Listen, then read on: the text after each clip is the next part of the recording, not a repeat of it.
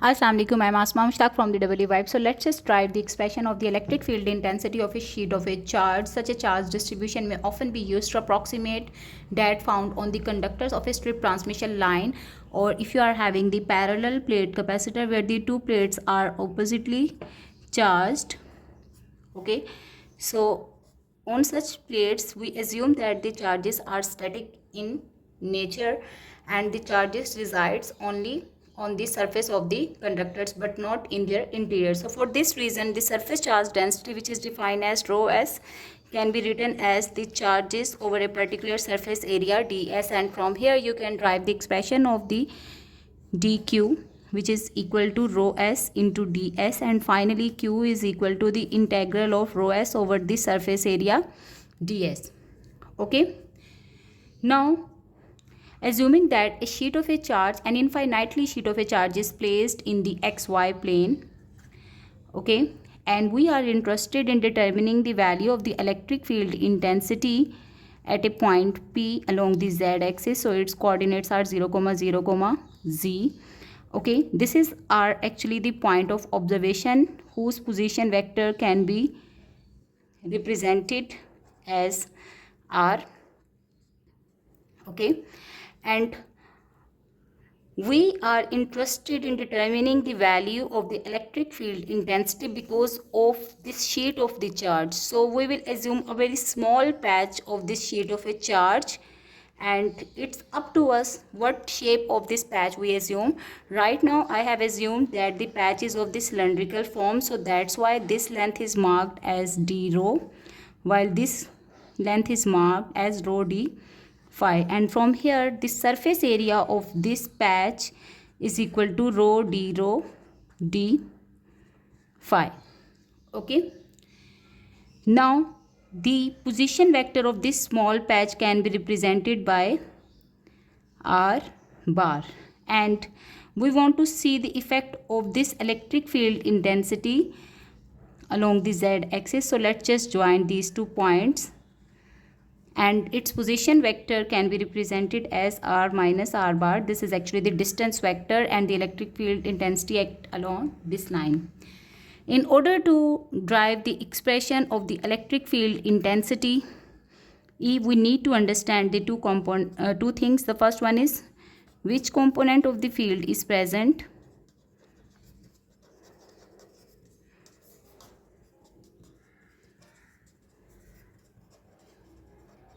and the second point is along which component field varies.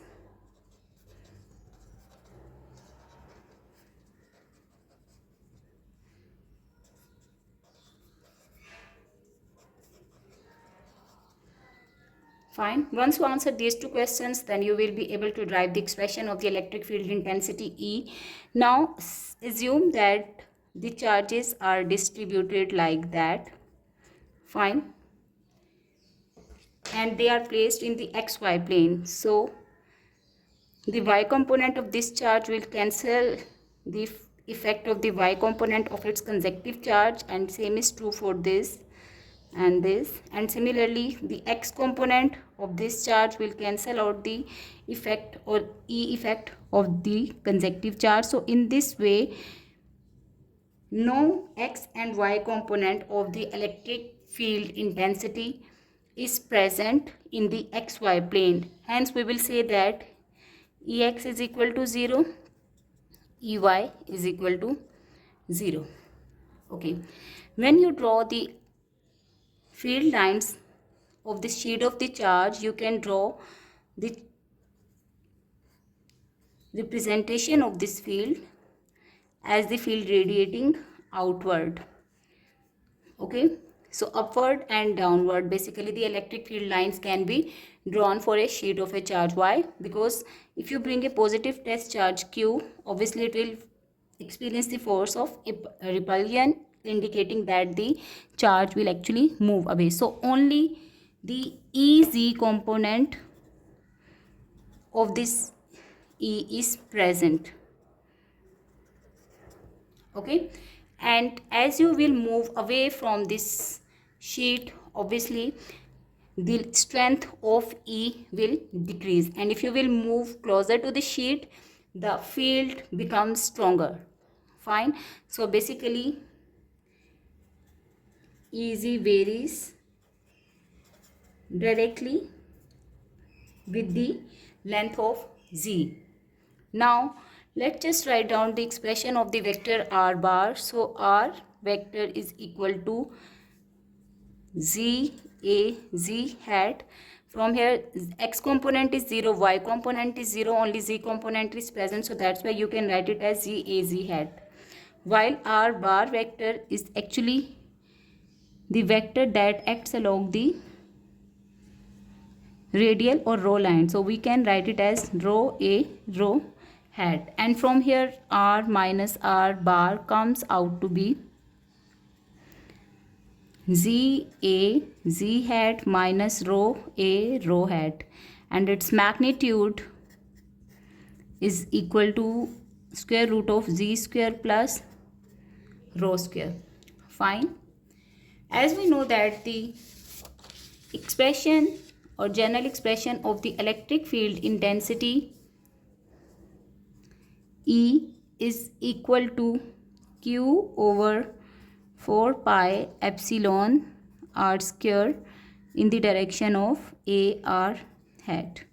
Here the charges are distributed can be determined using the formula rho s into ds. So let's just substitute the value of q in this expression.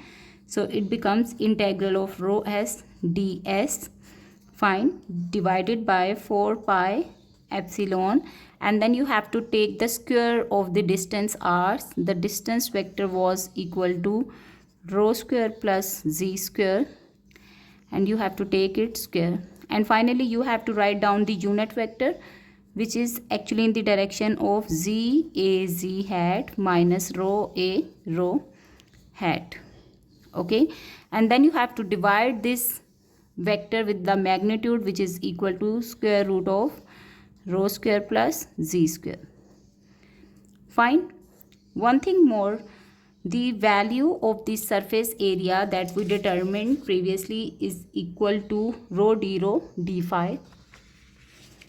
Okay, so you can also substitute its values. This is equal to rho s, while ds is equal to rho d rho d phi divided by 4 pi epsilon, and in the denominator you will have square root of rho square plus z square cube, since these powers will be added as the basis same, and in the numerator you are having z a z hat minus rho a rho hat. I hope up till now this is clear. Now, as we determined previously that only z component of the field is present, no rho component of this field is present, so that's why this integral will be 0, and we will left with values rho s over 4 pi epsilon integral of rho d rho d phi z a z hat divided by square root of rho square plus z square whole cube. Okay, now we will here perform certain kind of the substitutions, but before that let's just apply the limits of the d rho and d phi. Since two differentials are present, so that's why 2 times integration is necessary. Rho varies from 0 to infinity, while phi varies from 0 to 2 pi. Let's just split this integral further, so it becomes rho s over 4 pi epsilon, and here I can write it as d phi, which varies from 0 to 2 pi, and then integration of rho d rho z a z hat whole divided by rho square plus z square whole cube. Okay, so we can simplify it further. Integration of d phi is actually phi with the limit of 0 to 2 pi while this integration from 0 to infinity remains as it is for the time being, because we will just change it in a while.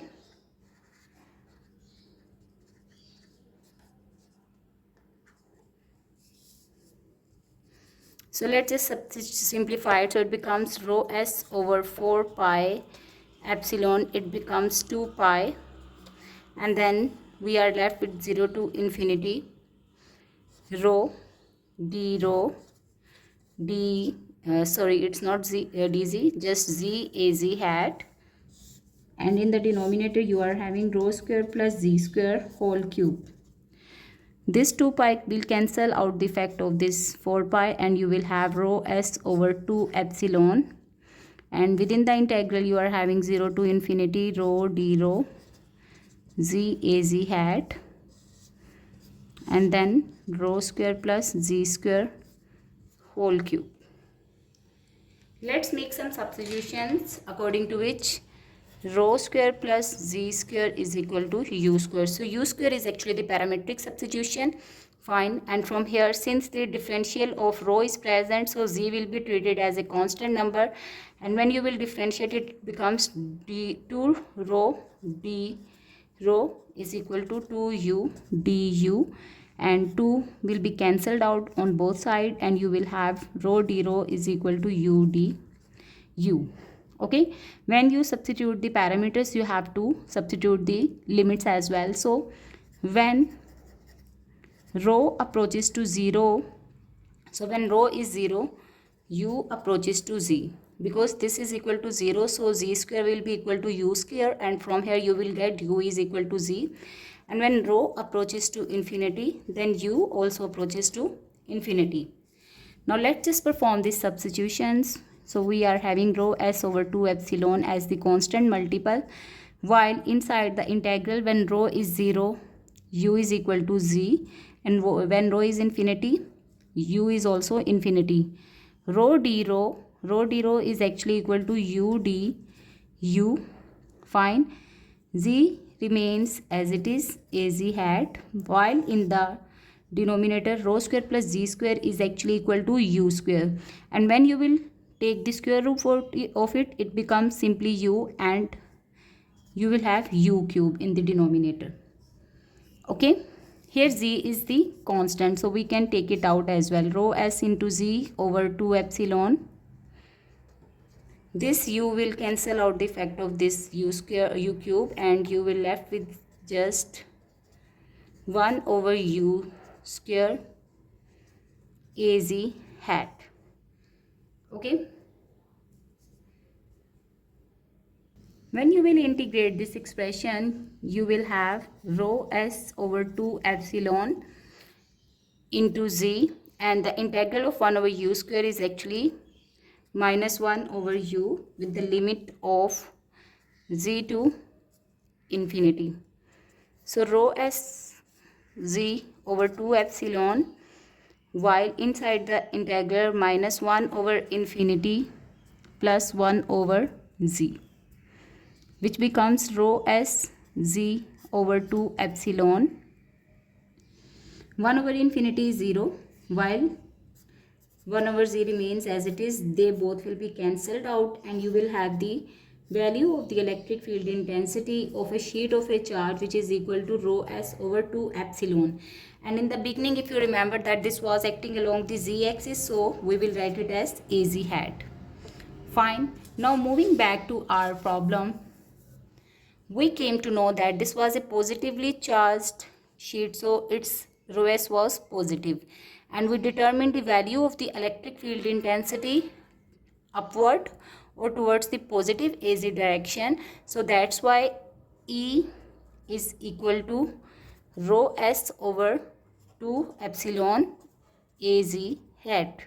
Now if my point of observation just go below this sheet, since the field is also present towards the negative z-axis, so at this point the electric field intensity, because of the positively charged sheet, so this is my point of observation, let me call it B. So E at B is equal to rho s over 2 epsilon, since the magnitude remains as it is but only the direction changes, so that's why I will write it as negative az hat. Fine, so this becomes minus rho s over 2 epsilon az hat. Fine. If you have some questions, you can drop the questions in the comment section. Thank you for watching.